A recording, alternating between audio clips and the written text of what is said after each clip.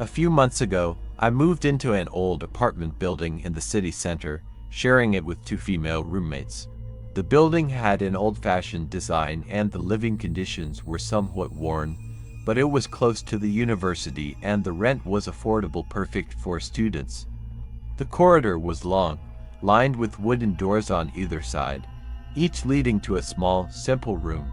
The windows faced the corridor, allowing you to see every passerby clearly. One Wednesday night, with a steady rain falling outside, I decided to go to bed early. The raindrops tapped gently against the corridor windows, creating a soft, rhythmic sound. Then, I faintly heard some music coming from the neighboring apartment, a low, soothing jazz melody mingling with the rain. At first, I thought nothing of it, assuming the neighbor was simply unwinding with some music and a drink. But something about the sound felt off.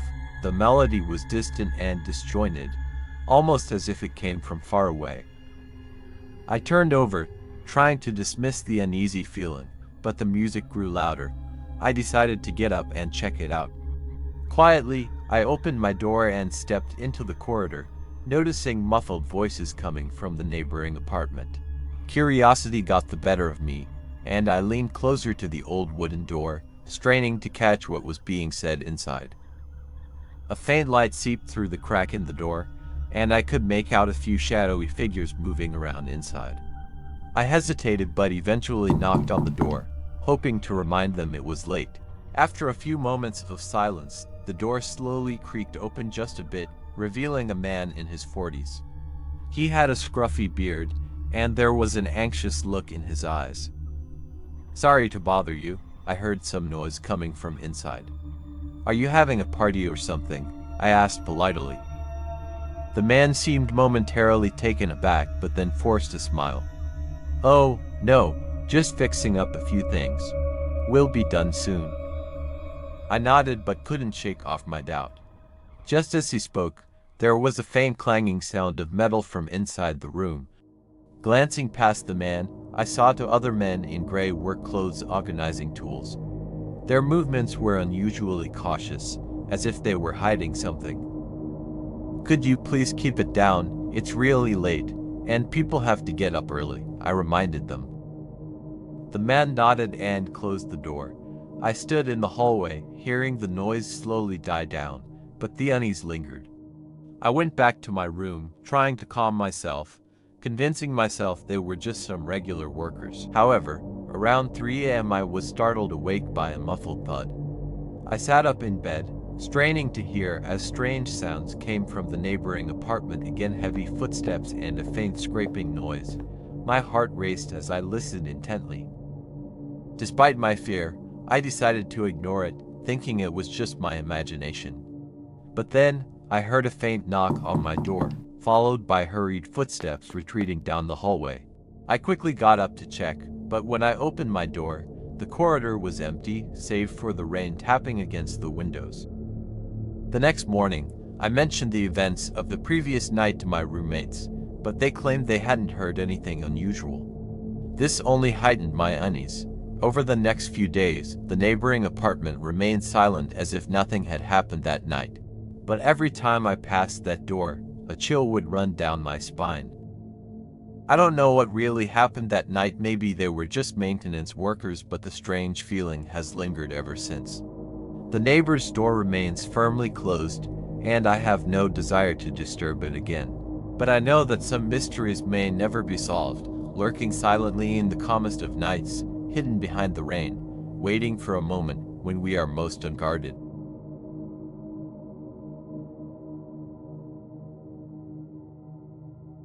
A year ago, we were living in our old house, a place we once thought would be our home for the foreseeable future.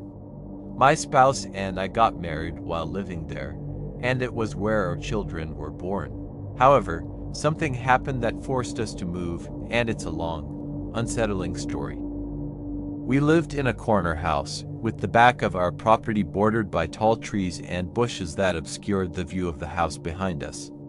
On the right side, our new neighbor had moved in less than a year before everything began to change. I had only spoken to him a few times, and each encounter was brief, mostly due to his heavy accent and distant demeanor. His house had two windows overlooking our backyard, but I never saw lights on in those rooms, so I assumed they were unused. One summer day, the kids were playing in the backyard while I was doing some yard work. As I walked towards the garage, I noticed our neighbor at his window. He turned away almost as soon as I saw him. It was odd, but I didn't think much of it at the time. Later that day, as the sun was setting, the kids went back outside to play in the pool. My spouse and I were in the kitchen when their laughter suddenly stopped. One of the kids came inside and mentioned seeing a flashing light coming from the neighbor's window. I went outside to see for myself, and they pointed to the upstairs window where they had seen it. They said it looked like a camera flash. I immediately called them inside, dried them off, and told my spouse what had happened. We both feared the worst. I went next door to confront our neighbor, but he didn't answer, even though his car was in the driveway. After several attempts at knocking and ringing the doorbell, I gave up and went back home. The situation left us uneasy, but without proof, there was little we could do. Weeks passed before anything else happened. One night, while my spouse and I were in bed, we heard our side gate being quietly opened. I went outside to investigate, but found nothing, except for the lights in the neighbor's backyard being on. As I looked over the fence, the neighbor suddenly appeared and asked if I needed something. I took the opportunity to ask if he had been watching my kids. His reaction was suspiciously defensive, but without evidence, I couldn't press the issue further. Another few weeks went by before the next incident. This time, it was in the middle of the night when the kids woke up screaming. One of them claimed to have seen a camera flash outside their window. I brought them into our room and checked outside, only to find the neighbor peeking out of his window again. I was furious and immediately went next door to confront him. Despite ringing the doorbell repeatedly, he never answered.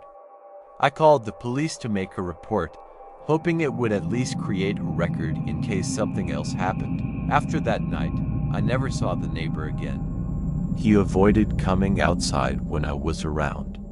The whole situation left us feeling unsafe, and within a month, we decided to move to a new house in a nearby town. It's been a much better place for our family, but the memory of what happened still lingers.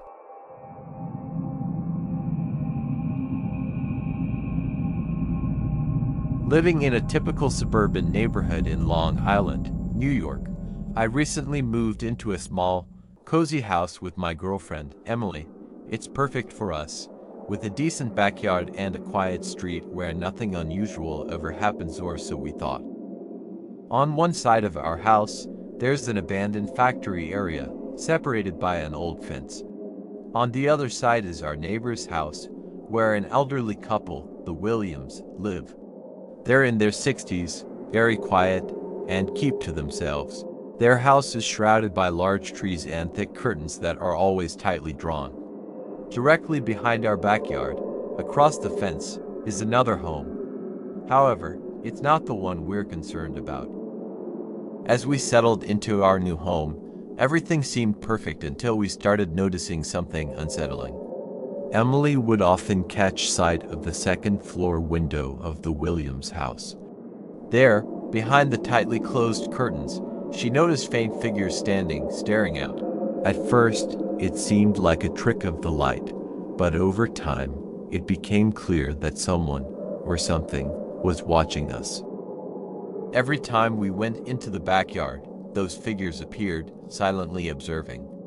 The unease began to creep into our daily lives, especially for Emily, who was increasingly disturbed by those unseen eyes. They never moved, never waved, just stood there, staring. One particularly foggy day, while I was raking leaves in the backyard, I decided to confront our silent watchers. I looked up at the window, forcing a smile, and waved. There was no response, no movement, just those figures, their eyes fixed on me. The tension became unbearable, and I hurried back inside, where Emily and I decided to take action. We agreed that we should introduce ourselves to the Williams and perhaps put an end to this uncomfortable situation. So, we walked around the block to their front door. When we knocked, we expected one of the figures from the window to answer. Instead, the door cracked open slightly, revealing a young man in his 20s, someone we had never seen before. His face was partially hidden in the darkness of the house, and his demeanor was cold, almost hostile. Trying to be polite, we introduced ourselves, but the young man seemed disinterested and evasive. When I asked if he lived with anyone else, he simply said no. Confused, I mentioned the elderly couple who always stood by the window, but he denied knowing anything about them. The conversation ended abruptly, and as we walked away, I noticed the young man still watching us through the barely open door, his eyes following us until we were out of sight. The interaction was unnerving, leaving us with more questions than answers. That night, I couldn't shake the feeling of being watched. From our bedroom, which overlooked the Williams house, I pulled the curtains aside, and there they were again, those two figures, staring back at me. Their presence felt even more menacing now, knowing that the young man denied their existence. I quickly shut the blinds and told Emily it was time to plant some trees to block that window from our view. As the days passed, we avoided looking out our bedroom window and stopped going into the backyard altogether. But one night, we were jolted awake by a loud knocking sound. It wasn't coming from the door, but from one of the windows facing the backyard. The blinds were shut, and the knocking was persistent, almost desperate. I hesitated, fear gripping me, but finally turned on the backyard light. The knocking stopped immediately. Too scared to look, I left the light on and returned to bed, telling Emily I had scared off whoever it was. After that, things seemed to quiet down. We didn't see the figures at the window again, and for a while, we began to relax. But then, one night, we were startled by the sound of yelling and screaming coming from the Williams house. The noise was so loud that we heard it through our closed windows. Just as suddenly as it started, the noise stopped, plunging the neighborhood back into eerie silence. We considered calling the police, but in the end we didn't. The whole situation was becoming too much to bear, and we were genuinely scared of what was happening next door.